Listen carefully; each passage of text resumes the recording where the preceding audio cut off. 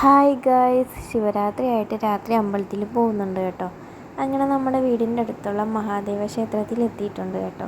നല്ല ഭംഗിയായിരുന്നു കേട്ടോ, അലങ്കരിച്ച് നല്ല രീതിയിൽ വെച്ചിട്ടുണ്ടായിരുന്നേ. അങ്ങനെ അതൊക്കെ ഒന്ന് കണ്ടു കഴിഞ്ഞിട്ട് അകത്തേക്ക് കയറാൻ പോവാണ് കേട്ടോ. നല്ല തിരക്കുണ്ടായിരുന്നു, രാവിലെ തൊട്ടേ നല്ല തിരക്കായിരുന്നു. രാവിലെ വന്നപ്പോഴും നല്ല തിരക്കായിരുന്നു.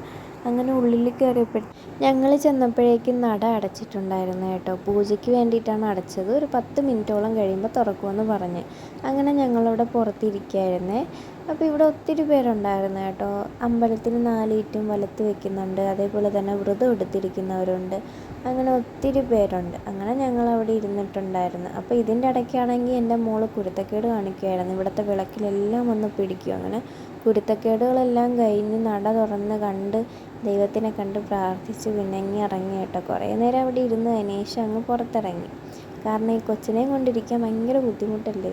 അങ്ങനെ ഇറങ്ങി പിന്നെ അടുത്തുള്ള കടയിലൊന്ന് കഴിക്കാൻ പോവാ കേട്ടോ. വിശന്ന് പോയി. അങ്ങനെ വിശന്ന് കഴിക്കാനായിട്ട് അടുത്തുള്ള കടയിൽ തന്നെയാണ് കേട്ടോ പോയത്. മസാല ദോശ ഉണ്ടെന്നും പറഞ്ഞ് പോയതാണ്, പക്ഷെ അവിടെ മസാല ദോശ ഇല്ലായിരുന്നു. അങ്ങനെ ഞങ്ങൾ അകത്തെത്തിയിട്ടുണ്ട് കേട്ടോ. അകത്തെത്തി എല്ലാവരുമായിട്ട് വന്നിരുന്നു. അങ്ങനെ മസാല ദോശ നോക്കി വന്ന ഞങ്ങൾക്ക് കിട്ടിയത് പൊറോട്ടയായിരുന്നു കേട്ടോ.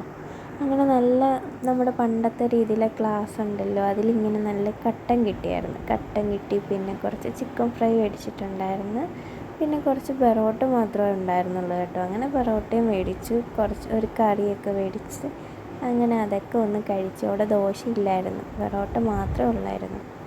അങ്ങനെ അതൊക്കെ ഒന്ന് കഴിച്ച് സെറ്റായിട്ട് വീട്ടിൽ പോവും.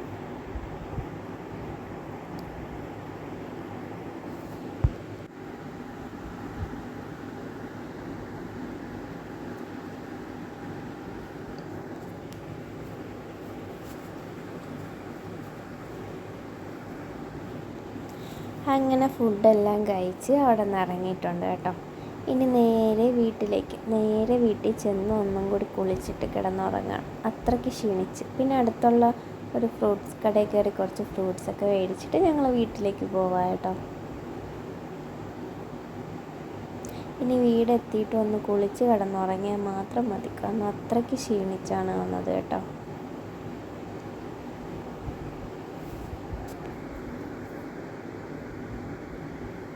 അങ്ങനെ ഞങ്ങൾ വീടെത്തി. ഞാൻ എൻ്റെ കമ്മലൊക്കെ ഊരി വെച്ച് കിടന്നുറങ്ങാൻ പോവുകയാണ് ഗൈസ്. ടാറ്റാ. അപ്പോൾ ശിവരാത്രി ഇവിടെ തീർന്നു ഗൈസ്. ഇഷ്ടപ്പെട്ട എല്ലാവരും ലൈക്ക് ചെയ്യുക, ഷെയർ ചെയ്യുക, കമൻറ്റ് ചെയ്യുക. എൻ്റെ ശിവരാത്രി ഇങ്ങനെയൊക്കെയാണ് കേട്ടോ പോയത്. അങ്ങനെ ശിവരാത്രി എല്ലാം കണ്ട് വന്ന് കിടന്നുറങ്ങാൻ പോവുക ഗൈസ്. ടാറ്റാ.